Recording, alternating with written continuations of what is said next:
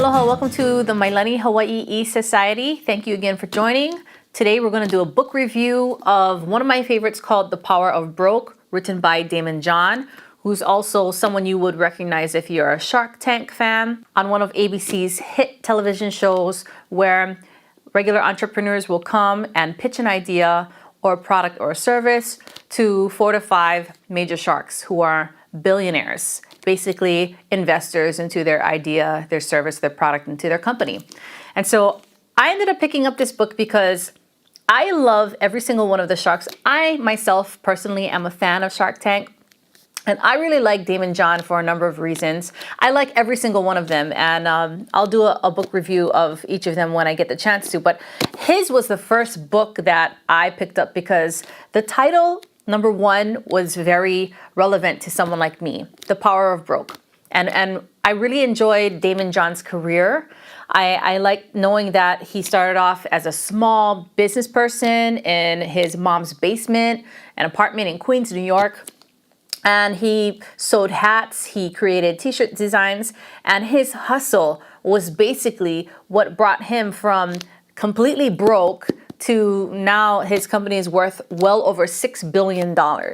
And you've seen him on Shark Tank. He invests in families, he invests in businesses and ideas, and he's found a lot of success, not only for himself, but for a lot of other people. And he's just inspiring to me. He's very inspirational. I really just love the guy. I think that what he's done with this book, what he's captured in this book, and what he's been able to share with readers worldwide has been nothing short of amazing. So let's start off by just saying The Power of Broke is something that every single entrepreneur, it's going to really distinguish the difference between you being an entrepreneur as opposed to a wantrepreneur, something that he talks about in his book.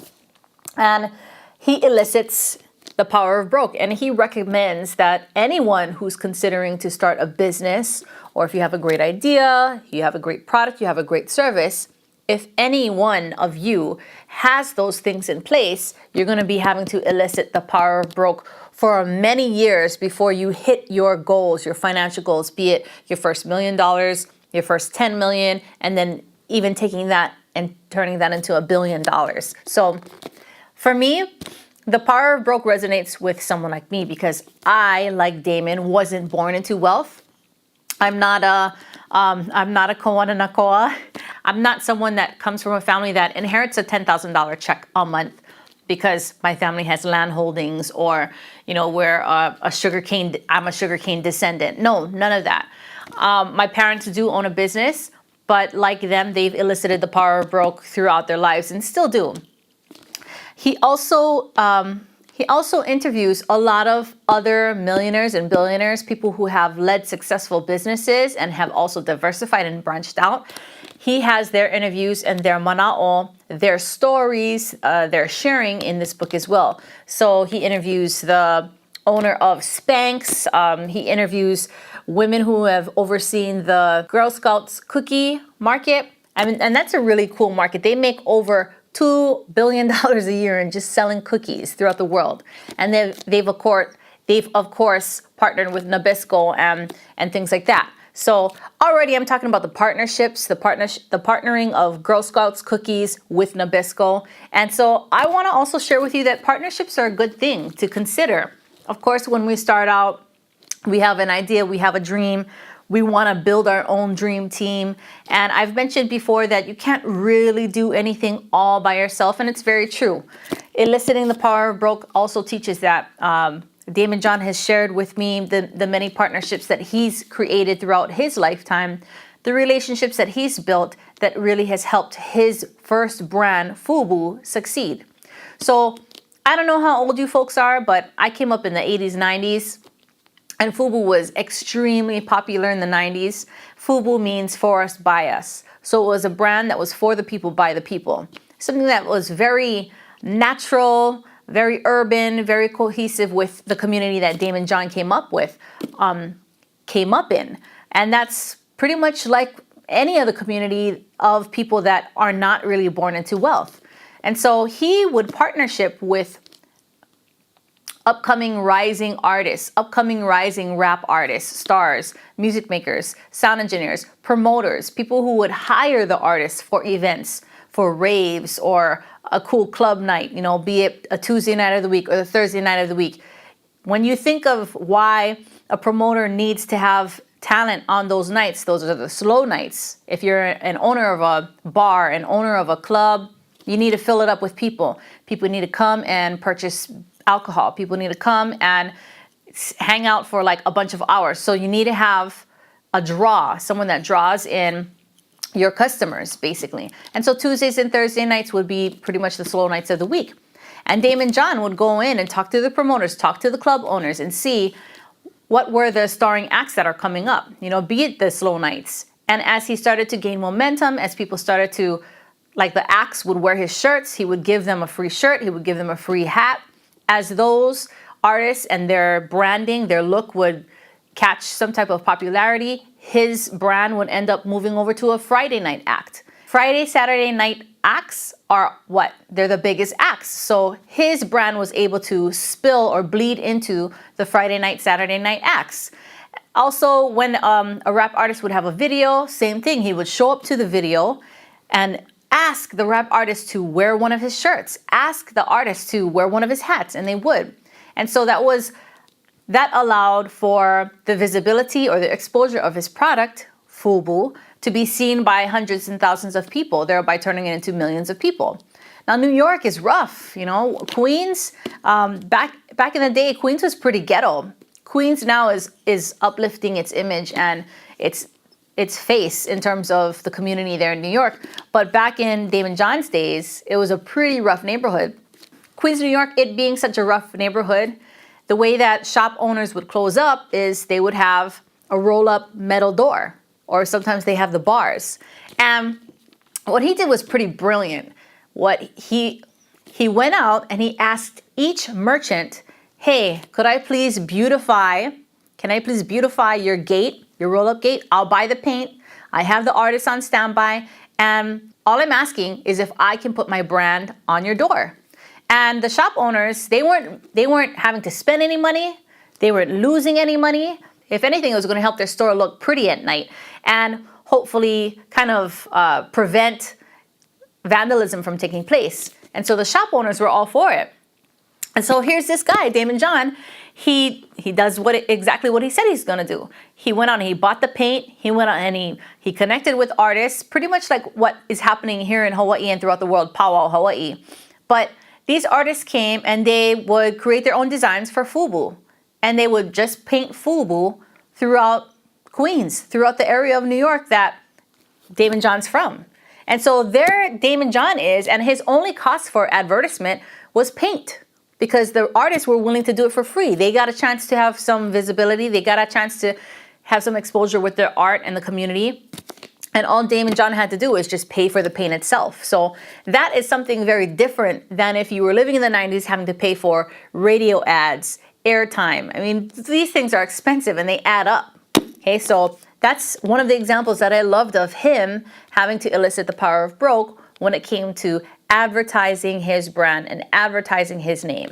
Okay, these days, people will buy stickers and put it up on stop signs, and that's something that's kind of similar, but it doesn't really, it's not very similar in that there's not a whole lot of people that you're working with, okay? What Daymond John did was he worked with the shop owners. So now the shop owners know that he's the owner of FUBU. He created that connection and he created that relationship with the shop owners. Second, being that the community was rough and there's a lot of vandalism, it also kind of claimed that territory where, okay, this is FUBU. We don't want to mess with FUBU. We don't want to vandalize this store. And so the shop owners also appreciated that as well. So that's another emotional heart credit that Daymond John did for the community there. Third, he worked with artists.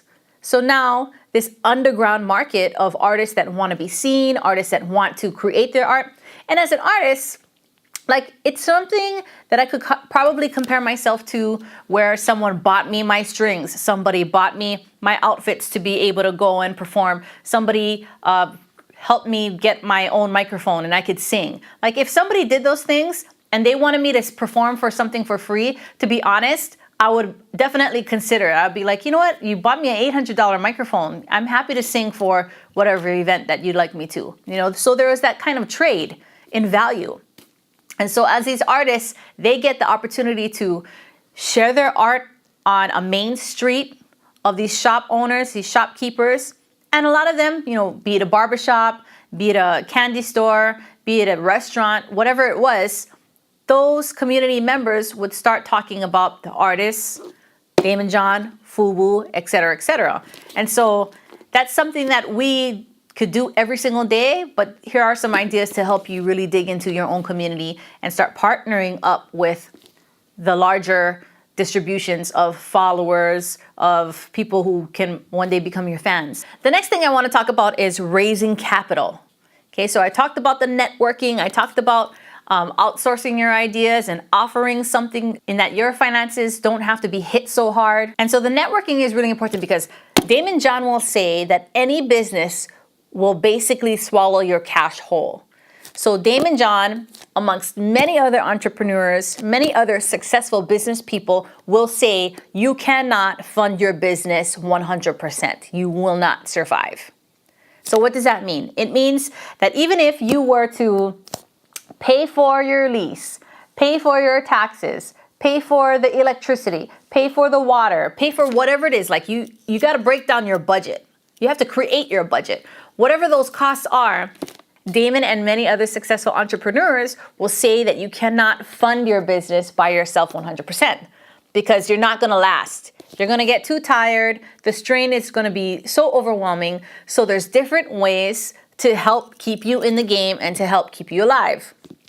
And some of those ways that he talks about is to network, to partner up with a corporation, partner up maybe with a nonprofit organization, partner up with someone who's an investor, someone who'd like to sponsor an event or sponsor your business, your service, or your product in some way.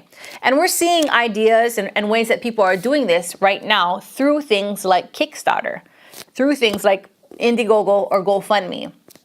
Now, most of the GoFundMe are like fundraising events. Sometimes those things are centered around tragedy. Maybe someone got sick, maybe someone got cancer. So GoFundMe is something completely different, but it's available to each and every one of us should we need to use that funnel of getting cash.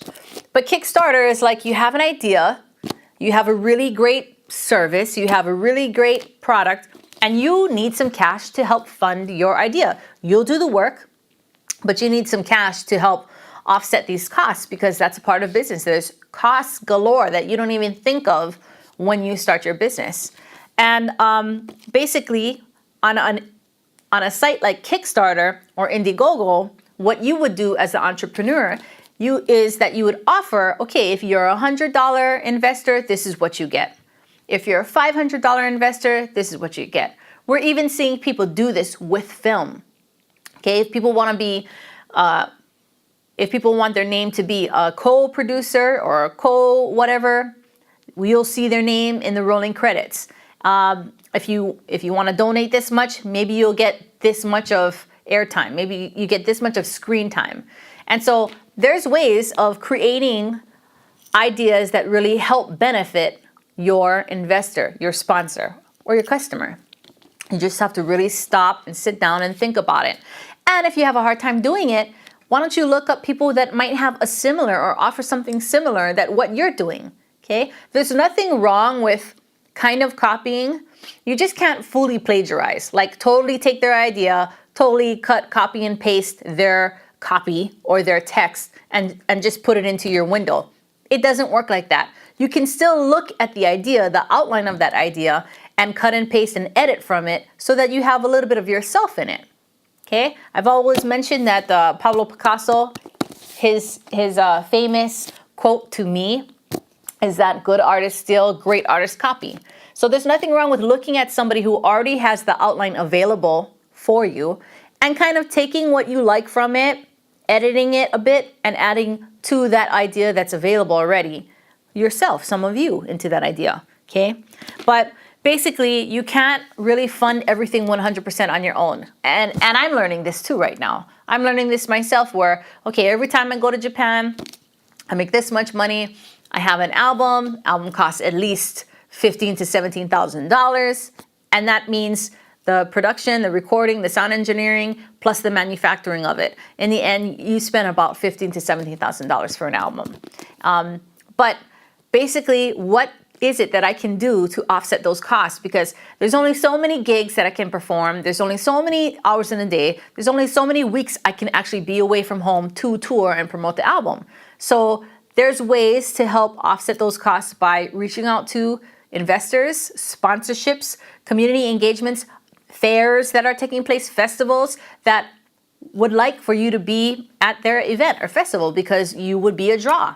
So if you are still at a place where you're not charging a fee and people still want you to perform for free, to me, that's okay for now.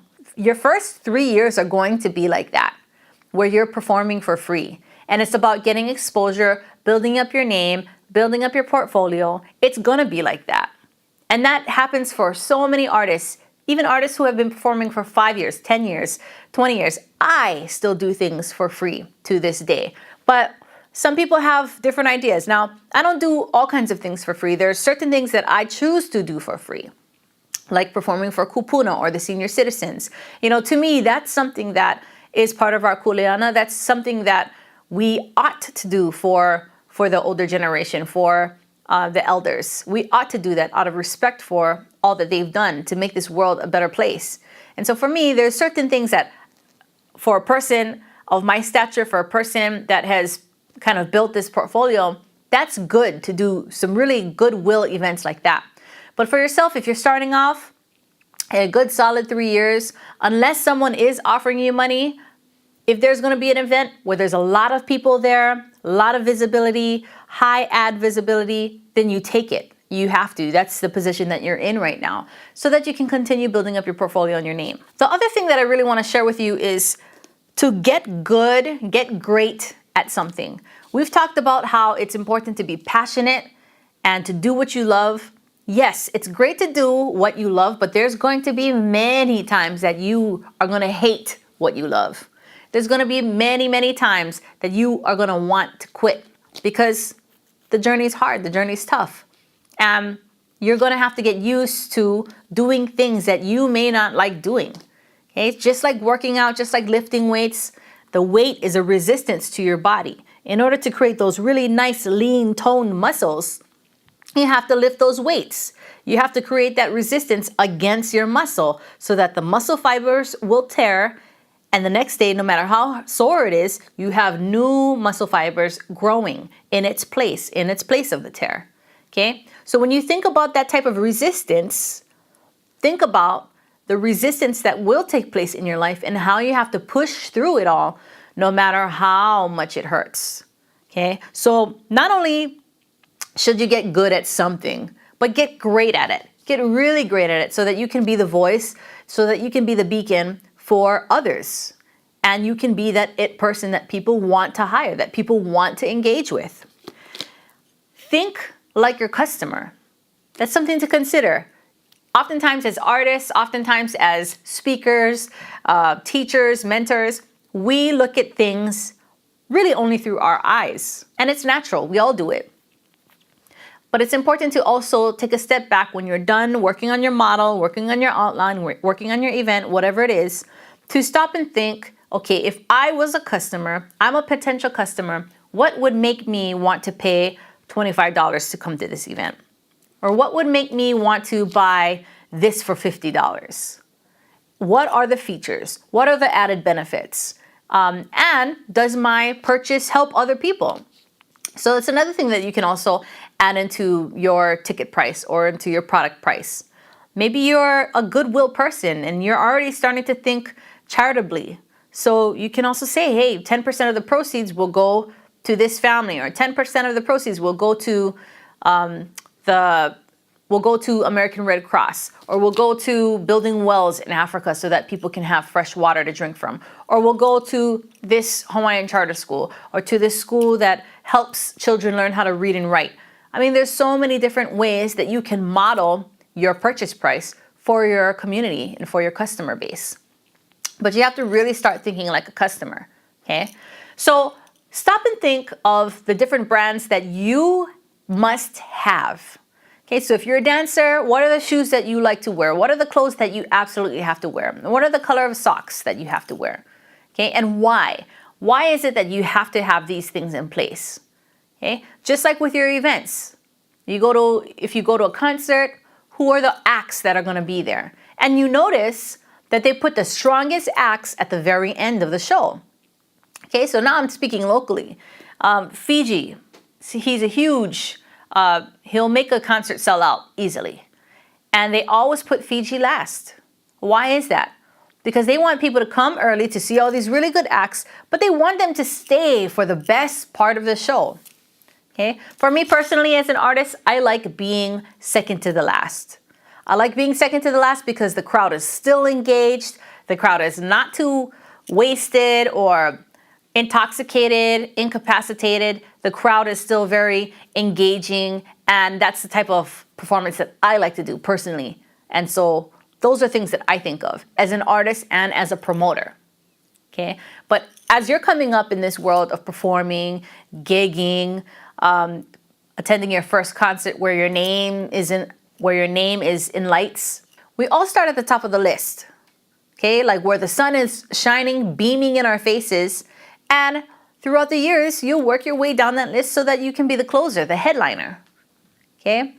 But you have to think like your customer. Also, as an artist, many artists these days are merchandising themselves. They're merchandising their name. They're putting their names on tank tops. Maybe they're making those really cool, inexpensive bracelets, maybe with a saying, something motivational. Socks are really a hot item because everybody needs socks. Everyone loves brand new socks. And I love brand new socks. Every time I go to Japan, I always want to buy a bunch. So think of ways that you can merchandise. Remember, you're in a business, so you're going to have to spend money to make money. You're going to have to show that you're serious about this. Because if you don't have anything, no brochure, no website, no numbers following you on your social feeds, then a potential promoter will not really work with you if you're not going to be much of a draw. Basically, you'll be a season opener, and that's fine. At least you're starting. But think like your customer. Think like the customer, think like the promoter, and think like yourself as the artist. Oftentimes, we can get too drowned into thinking like just only ourselves. So I want you to take those things into account, okay? I want to just share with you just an excerpt of this book that I thought is basically what we're truly selling. Whatever it is that your service, your product, you yourself is selling back to people. So this is page 220 from Daymond John. We're in a room full of tech nerds, entrepreneurs, and visionaries. And as I sat there on the bathroom floor, it became clear to me that everything we were talking about, everything we were imagining, every innovation we were anticipating, they all came down to one basic element, one commodity. We were all in business of selling time. So think about that. How can you create a business that sells time? We're seeing this take place in Amazon, where you don't even have to go and dial up, go and print in your credit card information. If you need a refill on detergent, you can just press a button. If you need toilet paper, bam, press the button for toilet paper and it'll get delivered to your door. These are called dash buttons and they're a hot item. Okay, you need new cleansers to clean your bathroom, whatever it is, Kleenex, food, you just press your dash button and bam, it gets delivered to your door in a matter of days. People don't even want to go to the grocery mart anymore. That's something that you got to think about. Amazon just bought out Whole Foods. Now, what do you think is really going to happen? I don't even think that people are going to be grocery shopping anymore because it takes up too much time. I am even guilty of doing this. You know, my daughter's hungry, my husband's hungry, they want a real meal, they don't want fast food. And sometimes I just don't even want to go to the store. Sometimes I will go all the way home, wait for my husband to come home so that we can all hang out together because time is fleeting and we don't get to hang out together. And that's the time that we can hang out together is by going to the store to buy our groceries so that we can come home and cook together. That's like my night of enjoyment. That's how I get to spend time with them instead of going to the store by myself. Crazy, right? But that's what's going to be happening. Watch, in a matter of years, no one's going to be pushing their cart to the store. People are going to just be pressing the buttons and the food's going to be delivered. That's going to be that might be another business for you. You might be like the delivery boy for your hometown, or the delivery boy for this company, whatever it is. But it's going to happen. You might have to be a delivery boy for Amazon. Whatever it is, just know that these changes are taking place rather quickly. Because why? Businesses succeed because they sell you back your time. That's what happened with the taxi market and Uber.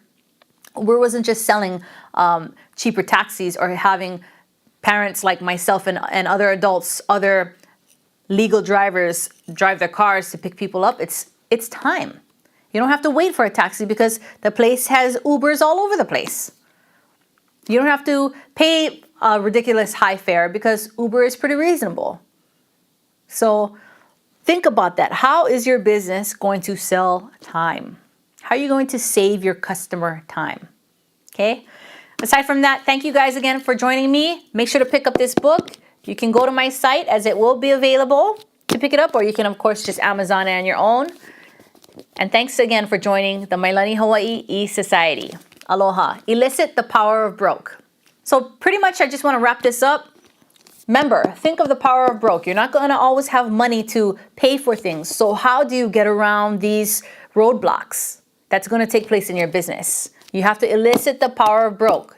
And the great thing that I love about this book is Daymond John and other billionaires, they might be filthy rich, they might be so wealthy, but many of them don't live like they're wealthy. Many of them still nickel and dime everything. They know their numbers. They know the costs of things. And if they can get around with paying for something cheaper than more expensive, they're going to do it. So a lot of these millionaires and billionaires, they didn't get there by spending their money foolishly. If they could do something on their own or hire somebody to help them give back that time, so that their lives could be fruitful, those are the ways that they think so that they could leverage their decision making. So as much as you can, elicit the power of broke until you become that millionaire, until you become that billionaire. Whatever your goal is, think like you're broke and do whatever you can to get out of being broke. All right? You guys take care. Thanks again for joining the Mailani Hawaii E-Society. Pick up this book, Power of Broke by Daymond John. You can buy it on my site, or of course you can Amazon it as well. You guys take care. Aloha.